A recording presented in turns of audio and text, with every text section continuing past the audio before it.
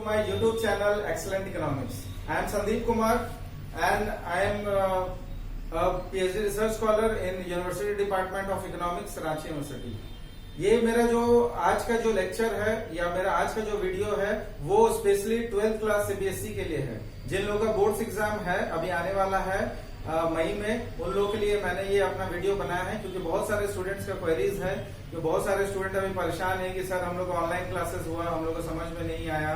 तो ये जो मेरा वीडियो होगा एकदम शॉर्ट में होगा, सिंपल में होगा, टू द पॉइंट होगा। एक समझ लीजिए कि बेसिकली एक क्रैश कोर्स की तरह होगा।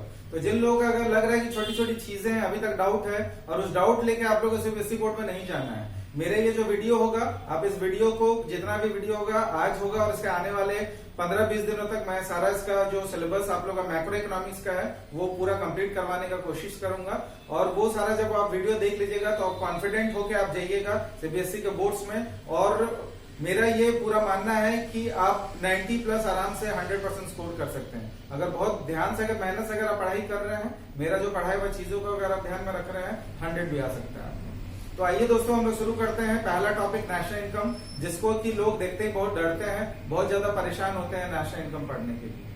ठीक है, तो अभी ये नेशनल इनकम जो हम लोग शुरू कर रहे हैं, तो इसको शुरू करने से पहले नेशनल इनकम के पढ़ने के दौरान हम लोग को जो जो टर्म्स हम लोग को चाहिए होगा, पहले वो सारे टर्म्स हम लोग अभी पहले जान लेते हैं। जो जो टर्म्स सबसे पहले हम लोग को जानना है, वो सबसे पहले हम लोग को ये जानना है कि फाइनल गुड्स क्या होता है, क्योंकि ये हमें नेशनल इनकम में बार बार डेफिनेशन में आता है फाइनल गुड्स। तो फाइनल गुड्स जब हम लोग जानते हैं तो हमें फिर इंटरमीडिएट गुड्स भी जानना पड़ेगा।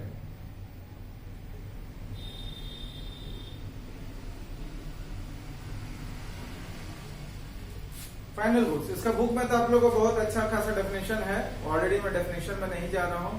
Final goods are those goods which have already cross the boundary line of production and ready for the use of consumers. वो सब चीजें एक अलग चीजें हैं, वो तो आपको खाली वो एग्जाम में लिखने के लिए है, लेकिन कॉन्सेप्ट कैसे समझना है आपको। फाइनल गुड होता क्या है, जैसे मान लीजिए एग्जाम्पल चीनी। जो चीनी हम लोग घर पे चाय में डाल के उसको इस्तेमाल करते हैं, या फिर नॉर्मल उसको खीर में डालते हैं, या फिर कोई और चीज में उसको केक में डाल के उसको बनाते हैं। तो जो भी चीज है चीनी का जब हम लोग यूज कर रहे हैं, तो वो चीनी क्या फाइनल गुड है या फिर इंटरमीडिएट गुड। और वही चीनी का एक ठेला वाला जो उसको यूज करके चाय बना के उसको बेच रहा है, क्या वो उसके लिए फाइनल गुड है इंटरमीडिएट गुड।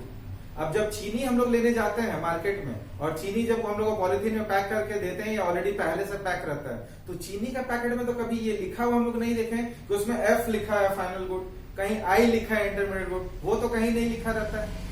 तो कोई भी कॉमोडिटी में ये लिखा नहीं रहता है, ना तो वो कॉमोडिटी फाइनल गुड या इंटरमीडिएट अपने आप में होता है। वो डिपेंड करता है कि उसको इस्तेमाल कौन कर रहा है, इससे फर्क पड़ता है कि वो फाइनल गुड है या फिर इंटरमीडिएट गुड है। सपोज वो चीनी जैसे हम लोग कंज्यूमर जब इस्तेमाल कर रहे हैं, जैसे हम लोग चीनी है चाय बनाए और उसको चाय हम लोग पिए, तो चाय पीने से हमें क्या मिला, सेटिस्फैक्शन मिला, यूटिलिटी मिला। तो हमें यूटिलिटी मिला, तो वो हमारे लिए एक फाइनल गुड है क्योंकि फाइनली उसको कंज्यूम किए। अच्छा, दूसरा क्वेश्चन ये उठता है, आप बोलेगा सर उसको तो हमने डायरेक्ट चीनी खाया नहीं ना, चीनी तो हम लोग चाय में डाले। ठीक है, कोई दिक्कत नहीं है, आप उसको चाय में डाले, लेकिन चाय को बनाने के बाद वो चाय को तो कहीं बेचे नहीं ना, आपको प्रॉफिट नहीं ना मिला। आप उसको जब भी आप चाय उसको बनाए, आप उसको खुद से पिए, आप एक बार पिए तो हम लोग को सेटिस्फैक्शन मिला, अपना जरूरत को पूरा किए, तो इसी को हम लोग बोलते हैं फाइनल गुड। दूसरी बात है कि जब हम लोग बात करते हैं इंटरमीडिएट गुड का, तो वही चीनी जब एक ठेला वाला है जहां लोग 5 रुपए 10 रुपए देके चाय पीते हैं, तो वो जो चीनी है वो भी चाय बनाने के लिए इस्तेमाल कर रहा है, लेकिन वो जो चाय वो बेचेगा, वो बेचने के बाद उसको पैसा मिलेगा, और वो जो पैसा मिलेगा उसके लिए वो प्रॉफिट है। प्रॉफिट पूरा नहीं है, लेकिन आखिर उसमें तो कुछ बचेगा, प्रॉफिट होगा। बेसिकली वो पैसा कमाने के लिए चीनी का इस्तेमाल करता है, तो वो इंटरमीडिएट गुड्स वहां हो गया। तो इससे डिपेंड नहीं करता है कि कॉमोडिटी कौन सा चीज है, इससे डिपेंड करता है कि वो फाइनल गुड मतलब उसको इस्तेमाल कौन कर रहा है। अगर उसको कंज्यूमर अगर इस्तेमाल कर रहा है तो फाइनल गुड है, और अगर उसको प्रोड्यूसर इस्तेमाल कर रहा है प्रोडक्शन के प्रोसेस में, तो वो इंटरमीडिएट गुड्स।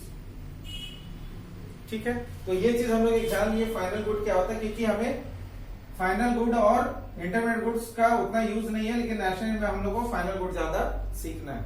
नेक्स्ट,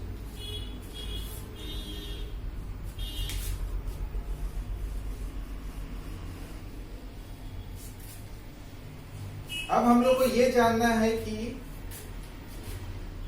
रेसिडेंट क्या होता है। नॉन रेसिडेंट क्या होता है?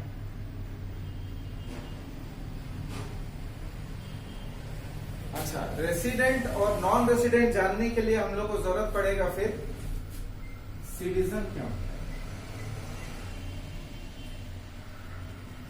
सिटीजन का मतलब वहां का नागरिक। जैसे कि मान लीजिए हम लोग इंडियन है, हम लोग इंडियन सिटीजन है, ठीक है, इंडियन सिटीजन है और प्लस इंडिया में रह भी रहे हैं, तो ऐसा कोई जरूरी, जैसे इंडियन सिटीजन है, इंडिया में रिसाइड भी कर रहे हैं, मतलब इंडिया में रेसिडेंट का मतलब होता है कहीं पे नॉर्मली रहने वाला। जैसे कोई इंडियन है और 1 साल से बाहर कहीं फॉरेन में रह रहा है तो वो हो गया नॉन रेसिडेंट। इंडियन सिटीजन तो है लेकिन वो इंडिया के बाहर रिसाइड कर रहा है, तो उसका क्या क्राइटेरिया है? हम लोग इकोनॉमिक्स हिसाब से एक कुछ उसका टर्म्स और क्राइटेरिया निकाले हैं कि उसके हिसाब से मतलब कैसे पता चलता है कि रेसिडेंट क्या होता है और नॉन रेसिडेंट क्या होता है। एक एग्जांपल के साथ चलते हैं। जैसे अक्षय कुमार, सारे लोग जानते हैं अक्षय कुमार को। अक्षय कुमार बहुत सालों से मूवी बना रहे हैं, बहुत पहले से, मैं जब छोटा था तब से बन रहे हैं, तो आप लोग भी बहुत पहले से ही जानते होंगे इनको। तो अक्षय कुमार जो उनको काफी सारा मूवीज भी आता है। अक्षय कुमार के हमारे देश के सिटीजन है, हमारे देश में बहुत पहले से रह रहे हैं, मतलब रेसिडेंट है, हमारे देश में रह रहे हैं, रिसाइड कर रहे हैं, मतलब रेसिडेंट है। रेसिडेंट का मतलब होता है कहीं पे रहने वाला। तो अक्षय कुमार हमारे कंट्री में रह रहे हैं, लेकिन क्या अक्षय कुमार ये सिटीजन है? अब बहुत लोग पूछेंगे ये सर कैसा क्वेश्चन है, अक्षय कुमार तुम्हारे सिटीजन है। तो दोस्तों, जिन लोगों को पता नहीं है कि अक्षय कुमार हमारे सिटीजन नहीं है, अक्षय कुमार कनाडा के सिटीजन है। अच्छा, उन्होंने इंडियन लड़की से शादी किया ट्विंकल खन्ना से, तो बाय रूल उनको मिलना चाहिए सिटीजनशिप, लेकिन उसका कुछ क्राइटेरिया है, उनको अपने कोई उनका जो अपना कुछ रीजन होगा जिस रीजन की वजह से वो इंडिया का सिटीजनशिप नहीं ले रहे हैं, तो वो उनका जो भी रीजन हो, लेकिन प्रेजेंटली इंडिया का सिटीजन वो नहीं है। और सिटीजन होने के नाते जो हम लोग को कुछ बेसिक राइट्स मिलता है, हम लोग को बेसिस कुछ रेस्पॉन्सिबिलिटीज मिलता है, कुछ हमारा ये एक क्या बोलते हैं, एक पावर मिलता है, जैसे वोट करने का पावर, वो पावर उनके पास नहीं हुआ। अभी जो इलेक्शन हुआ था उस इलेक्शन में वो वोट नहीं दिए थे। आप लोग ट्विटर में बहुत बार देखे होंगे, उनका जो कमेंट आया था कि वो कमेंट कर रहे थे पॉलिटिक्स पे, तो कुछ लोग कमेंट किया आप तो वोट दिए नहीं, आप तो वोट भी नहीं दे सकते हैं, तो आपको ये कमेंट करने का कोई अधिकार नहीं, ठीक है। तो बेसिकली जो अक्षय कुमार है हमारे देश के, वो क्या है, हमारे देश के वो रेसिडेंट है, सिटीजन नहीं। तो सिटीजन वर्ड जो है हम लोग यहाँ पे इकोनॉमिक्स में नहीं जानना है, हम लोग को बस ये इनकम, हम लोग क्या पढ़ रहे हैं, इनकम के हिसाब से। तो इनकम के हिसाब से हम लोग को जो चीज जानना वो है रेसिडेंट, लेकिन रेसिडेंट को हम लोग को समझने के लिए हम लोग को जानना पड़ेगा सिटीजन। अब हम लोग 3 बातें जानेंगे रेसिडेंट का क्राइटेरिया का, बहुत ध्यान से सुनिए। रेसिडेंट होने के लिए पहला कंडीशन, अपना कोई इंडियन सिटीजन है जो आज तक कभी फॉरेन गए नहीं। अब आज तक वो फॉरेन कभी गया ही नहीं, तो ये बात ही नहीं उठता कि भैया आप कितने साल से वहां रह रहे हैं या कितने दिन रह रहे हैं, वो पहले क्लियर कट बता चुका है कि आज तक हम बाहर गए नहीं, तो अपना सिटीजन है, मतलब वो इंडियन रेसिडेंट भी है। पहला तो वो हो गया एक हमारा रेसिडेंट। दूसरा, हमारे कंट्री का कोई सिटीजन है और वो 1 साल से पहले, अब ये जो आपको ध्यान रखना है, 1 साल से पहले, 1 साल से 1 दिन पहले भी अगर कोई हमारा सिटीजन है, कोई बाहर फॉरेन में गया है और 1 दिन पहले भी अगर हमारे कंट्री में वापस आ गया है, तो उसको हम लोग अपने कंट्री का ही रेसिडेंट मानेंगे। और जिस कंट्री में वो 1 साल से 1 दिन पहले रह रहा था, मान लीजिए 360 दिन वहां रह के आया, तो हम उस कंट्री का रेसिडेंट उनको नहीं मानेंगे, उनको अपने इंडिया का ही रेसिडेंट मानेंगे। तीसरा कंडीशन, ऐसा फॉरेनर जो हमारे कंट्री में आए और 1 साल से अधिक रह रहे हैं, 1 साल से अधिक उनको टाइम हो गया हमारे कंट्री में, या 1 साल 1 दिन बाद भी रह के भले वापस चले गए हों, लेकिन उस 1 साल के दौरान उनका जो काउंटिंग होगा वो काउंटिंग होगा हमारे देश का रेसिडेंट के हिसाब से। क्यों वो काउंटिंग होगा अपने देश के हिसाब से? क्योंकि यहाँ पे हम लोग बात कर रहे हैं नेशनल इनकम का काउंटिंग के लिए। नेशनल इनकम मतलब इनकम होता है, और जो इनकम होता है किसी पीरियड के बीच में हम लोग कैलकुलेट करते हैं। तो जो इनकम जो कैलकुलेट होगा, हमारा जो पीरियड होगा, वो जो पीरियड होगा वो 1 साल का अकाउंटिंग ईयर होता है। तो उस 1 साल के दौरान वो कहाँ थे, ये हम लोग, ये चीज हम लोग बहुत ध्यान में रखते हैं। 1 साल के दौरान वो कहाँ थे? अगर वो अपने कंट्री से 1 साल से बाहर थे तो उसी देश का रेसिडेंट कहलाएंगे, लेकिन अगर वो 1 साल से पहले अपने कंट्री में वापस आ जाते हैं तो अपने देश के ही रेसिडेंट कहलाएंगे, सिटीजन तो थे। तो दोबारा से मैं रिपीट कर रहा हूं, किसी देश का रेसिडेंट कहलाने के लिए उसका 3 क्राइटेरिया, और ये क्राइटेरिया मैं इंडिया के हिसाब से आपको बता रहा हूं, हालांकि ये जनरल टर्म है लेकिन इंडिया के हिसाब से बता रहे हैं। ऐसा इंडियन जो आज तक कभी बाहर गए नहीं, दूसरा कंडीशन, एक ऐसा इंडियन जो किसी फॉरेन कंट्री तो गया लेकिन 1 साल से 1 दिन पहले भी वापस आ गया।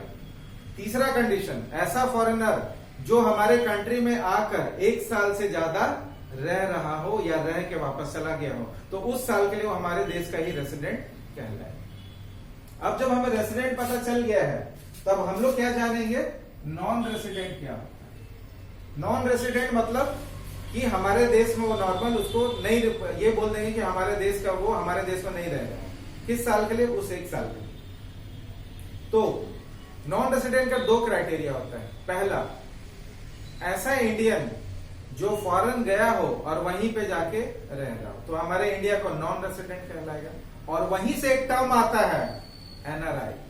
बहुत पहले से आप लोग सुनते होंगे, बहुत लोग ये भी नहीं पता होगा एनआरआई क्या होता है, क्या होता है। अच्छा, बचपन में मैं भी जब 11th तक में इकोनॉमिक्स नहीं पढ़ा था, तो उससे पहले मुझे भी ये नहीं पता था कि एनआरआई क्या होता है। सुनता था वो एनआरआई है, एनआरआई है, मूवीज में भी देखता था एनआरआई है। एनआरआई मतलब क्या होता है, तो ये तो देखने से लगता था तो इंडियन जैसा दिख रहा है, एनआरआई क्यों बोलते हैं, क्या आपको समझ नहीं आता।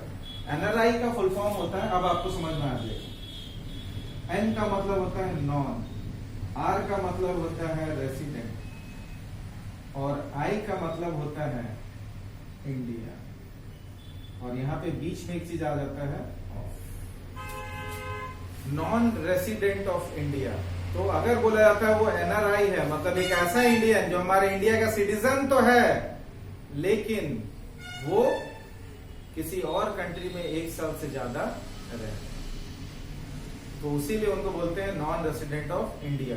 उसी तरह अगर कोई श्रीलंका का होगा तो उसको एनआरएस बोल सकते हैं, नॉन रेसिडेंट ऑफ श्रीलंका, मतलब वो श्रीलंका का सिटीजन है लेकिन किसी और कंट्री में जाके 1 साल से ज्यादा रहे। दूसरा कंडीशन, एक ऐसा फॉरेनर जो हमारे कंट्री में आके 1 साल से अधिक, 1 साल से कम रह के वापस चले गए। तो हमारे कंट्री में आए, 1 साल से 1 दिन पहले भी वापस चले गए, 1 साल हमारे कंट्री में रहे, पैसा कमाए, लेकिन पैसा बटोर के कहां ले गए, अपने कंट्री। तो इसलिए उनको क्या बोला जाता है, नॉन रेसिडेंट। क्योंकि 1 साल से अधिक कम कोई रहता है तो अपने देश का ही काउंट करता है। तो हमारे देश में 1 साल से कम रहे वो, तो अपने देश जहां वो चले गए उसी देश का वो अपना रेसिडेंट है, तो वो अपने देश का रेसिडेंट है, तो हम लोग का क्या हुआ, नॉन रेसिडेंट। तो नॉन रेसिडेंट कहलाने के लिए 2 क्राइटेरिया होता है, एक उस देश का सिटीजन जो बाहर जाके वहीं पे रह रहा हो 1 साल से, और दूसरा कोई फॉरेनर हमारे देश में आके 1 साल से कम रह के वापस चला गया, तो ये बोलते हैं नॉन रेसिडेंट। तो अभी तक हमने क्या जाना, फाइनल गुड क्या होता है, क्योंकि उसका हम लोग काम है। फिर हम लोग जान लिया रेसिडेंट क्या होता है और नॉन रेसिडेंट क्या होता है। अब एक और चीज हम लोग जानते हैं कि डोमेस्टिक टेरिटरी क्या होता है और इकोनॉमिक टेरिटरी क्या होता है। और डोमेस्टिक और इकोनॉमिक टेरिटरी जान लेने से पहले हम लोग को फिर एक टर्म जानना पड़ेगा, वो होता है पॉलिटिकल टेरिटरी।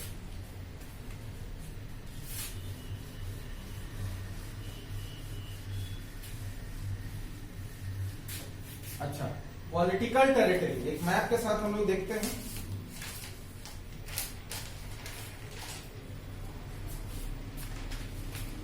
ये एक इंडिया का मैप है और इंडिया का पॉलिटिकल टेरिटरी। अब पॉलिटिकल टेरिटरी क्या होता है, इंडिया के कॉन्टेक्स्ट में अगर देखें तो इंडिया का जहां जहां भी कॉन्स्टिट्यूशन लागू होता है, ये सारा एरिया, नॉट ओनली इतना, यहाँ पे अंडमान निकोबार, यहाँ पे लक्षद्वीप, इंडिया का जहां जहां कॉन्स्टिट्यूशन लागू होता है, जहां इंडिया का संविधान लागू होता है, वो सारा एरिया इंडिया का पॉलिटिकल टेरिटरी में आता है। ठीक है, अब हर कंट्री का अपना अलग अलग रूल है। अपने रूल में सबसे सुप्रीम कौन है, कॉन्स्टिट्यूशन। तो कॉन्स्टिट्यूशन के अंडर में किसी कंट्री में अगर राजा रानी का राज है तो उस राजा या रानी का जहां पे कंट्रोल है वहां का उनका काउंट होगा कि वो उनका पॉलिटिकल टेरिटरी। अब दूसरा जो वर्ड आ जाता है, जो हम लोग को पॉलिटिकल टेरिटरी हम लोग को नहीं जानना है, ये खाली दूसरे टर्म को जानने के लिए था। अब हम लोग को जानना है इकोनॉमिक टेरिटरी क्या होता है। इकोनॉमिक टेरिटरी पहले मैं बता देता हूं होता क्या है। इकोनॉमिक टेरिटरी वो टेरिटरी होता है जहां पे जितने भी इकोनॉमिक एक्टिविटीज चल रही हैं वो सारा इकोनॉमिक एक्टिविटीज उसी कंट्री के अंडर में होती है। अब दूसरा क्वेश्चन फिर उठता है, इकोनॉमिक टेरिटरी क्या होता है। इकोनॉमिक टेरिटरी का मतलब होता है, sorry, economic activities. Economic activities का मतलब होता है 4 चीजें, कंजम्पशन, प्रोडक्शन, डिस्ट्रीब्यूशन और एक्सचेंज। ठीक है, तो ये 4 चीजें होती है। तो जिस कंट्री का इकोनॉमिक एक्टिविटीज पूरी तरह से उसी कंट्री के अंडर में है, वो जो टेरिटरी है वो टेरिटरी कहलाता है इकोनॉमिक टेरिटरी। तो इकोनॉमिक जो टेरिटरी है वो इकोनॉमिक टेरिटरी उसी कंट्री के अंडर में। अब उसका एक छोटा सा एग्जांपल लेते हैं। वो छोटा सा जो एग्जांपल है वो क्या है? वो छोटा सा जो एग्जांपल है, मान लीजिए कि जो इंडिया है, वो जो अपना इंडिया है, इंडिया में मान लीजिए 4 फॉरेन ऑफिसर्स हैं अमेजन का, 1 2 3 4। ये जितने भी मैंने डॉट मारे मान लीजिए वो 4 फॉरेन के ऑफिसेस है, मतलब मान लीजिए अमेजन का ऑफिस है। अमेजन किसका है? अमेरिका है। अच्छा, अमेरिका का ऑफिस है, कहां पे है? अपने पॉलिटिकल टेरिटरी में है, लेकिन वो जहां पे उनका ऑफिस है, अमेजन का ऑफिस, वहां पे कंट्रोल किनका चल रहा है? वो कंट्रोल चल रहा है अमेरिका का चल रहा है। तो वो जो इकोनॉमिक एक्टिविटीज वहां पे चल रहा है वो किसके अंडर में है? अमेरिका में के अंडर में है। तो क्या वो हमारा डोमेस्टिक टेरिटरी है? हमारा इकोनॉमिक टेरिटरी है? नहीं है। अच्छा, डोमेस्टिक टेरिटरी को ही इकोनॉमिक टेरिटरी बोला जाता है। तो ये जो जितने भी डॉट्स मैंने बनाए हैं वो हमारा पॉलिटिकल टेरिटरी में तो है, लेकिन हमारा डोमेस्टिक टेरिटरी नहीं। अच्छा, हम मान लेते हैं कि इंडिया में ये 4 ही फॉरेन ऑफिसेज है, इसके अलावा जितना भी है वो सारा अपना डोमेस्टिक टेरिटरी, क्योंकि वो सारा जो है वो सब इंडिया के अंडर में है। तो इंडिया का जो वहां पे इकोनॉमिक एक्टिविटी चल रहा है वो इंडिया के अंडर में है, तो इसलिए वो हमारा डोमेस्टिक टेरिटरी है। तो इंडिया में जो ये डॉट वाले छोड़ के अपना क्या हो गया? Domestic territory. और जितने डॉट वाले पॉइंट है वो क्या होंगे? Non domestic territory. अच्छा, दूसरी बात कि इंडिया के बाहर भी अपना कुछ ऑफिसेस है। इंडिया के बाहर जैसे हमारा ऑफिस है, मान लीजिए टाटा का टीसीएस है अमेरिका में, तो अमेरिका में मान लीजिए कोई हमारा ऑफिस है, तो अमेरिका में जो ऑफिस है वहां पे जो एक्टिविटीज चल रही है, इकोनॉमिक एक्टिविटीज, वो किसके अंडर में है? वो इंडिया के अंडर में। वो अमेरिका का पॉलिटिकल टेरिटरी में है, लेकिन वो एक्चुअल में किसके अंडर में है? उसका इकोनॉमिक एक्टिविटीज इंडिया के अंडर में। तो वो जो टेरिटरी कहलाएगा वो किसका कहलाएगा? टेरिटरी, डोमेस्टिक टेरिटरी, इंडिया का डोमेस्टिक टेरिटरी। तो जब हम बात करेंगे डोमेस्टिक टेरिटरी या इकोनॉमिक टेरिटरी, तो पूरे वर्ल्ड का मैप मेरे दिमाग में आना चाहिए, ओनली इंडिया का मैप नहीं आना चाहिए। तो हम लोग इकोनॉमिक्स में हाई लेवल का सोचते हैं, पूरे वर्ल्ड को काउंट लेके, पूरे इकोनॉमी एज ए होल लेके सोचते हैं। इंडिया के पॉलिटिकल टेरिटरी से हमें नहीं ये जानना है। हम लोग सोचते हैं कहां कहां इंडिया का इकोनॉमिक एक्टिविटी चल रहा है, उन सबसे हमें लेना देना है। तो इसीलिए जो डोमेस्टिक या इकोनॉमिक टेरिटरी है एक बहुत बड़ा कॉन्सेप्ट है, और पॉलिटिकल टेरिटरी है वो है छोटा कॉन्सेप्ट है। तो हमें पॉलिटिकल टेरिटरी नहीं जानना है, हमें डोमेस्टिक टेरिटरी जानना है, हमें इकोनॉमिक टेरिटरी जानना है। तो अब जब इकोनॉमिक टेरिटरी हमें पता चल गया, डोमेस्टिक टेरिटरी मालूम चल गया, तो नॉन डोमेस्टिक टेरिटरी क्या है? ठीक उल्टा, वहां का जो इकोनॉमिक एक्टिविटीज है वो हमारे अंडर में नहीं है। तो इंडिया में जितने भी ब्लू डॉट्स है, जो फॉरेन ऑफिसेस है, वो अपना नॉन डोमेस्टिक टेरिटरी है। और इंडिया के बाहर जहां जहां इंडिया का ऑफिस नहीं है, मतलब वो तो इंडिया का जो ऑफिसेस को छोड़ के इंडिया के बाहर जो भी एरिया है वो सारा क्या हो जाएगा? इंडिया का नॉन डोमेस्टिक टेरिटरी। ठीक है। अब इकोनॉमिक्स के हिसाब से अगर इंडिया में कोई अमेजन का ऑफिस है और कोई इंडियन वहां पे काम कर रहा है, तो उसी के बराबर होगा कि वो अमेरिका में काम करता है। दूसरी बात कि अगर कोई इंडियन ऑफिस अमेरिका में है और अमेरिका में वो काम कर रहा है अपना इंडियन, तो उसी के बराबर होगा कि वो इंडिया में काम कर रहा है। ये बातें भी आपको ध्यान में रखनी है। तो उम्मीद है दोस्तों आज का ये जो मेरा टॉपिक है वो सारा आपको समझ में आया होगा कि फाइनल गुड क्या है, इंटरमीडिएट गुड क्या है, दूसरी बात फिर पॉलिटिकल टेरिटरी क्या होती है, रेसिडेंट क्या होता है, नॉन रेसिडेंट क्या होता है, इकोनॉमिक टेरिटरी क्या होता है, और नॉन इकोनॉमिक टेरिटरी क्या होता है। इतना टॉपिक समझ लेने के बाद इसका जो नेक्स्ट वीडियो है उसमें हम लोग ये सीखेंगे कि नेशनल इनकम क्या होता है और डोमेस्टिक इनकम क्या होता है। तो उम्मीद है दोस्तों आप लोग मेरा चैनल सब्सक्राइब कर लिए होंगे। जो लोग अब तक मेरा चैनल सब्सक्राइब नहीं किए हैं वो इसको पक्का सब्सक्राइब कर लीजिए और बेल बटन को पक्का दबा दीजिएगा। जैसे जैसे मैं जल्दी जल्दी वीडियो बनाऊंगा वो अपलोड होते रहेगा और आपको नोटिफिकेशन आता रहेगा। नेक्स्ट वीडियो में जल्द से मुलाकात होगी, तब तक के लिए धन्यवाद। जय हिंद।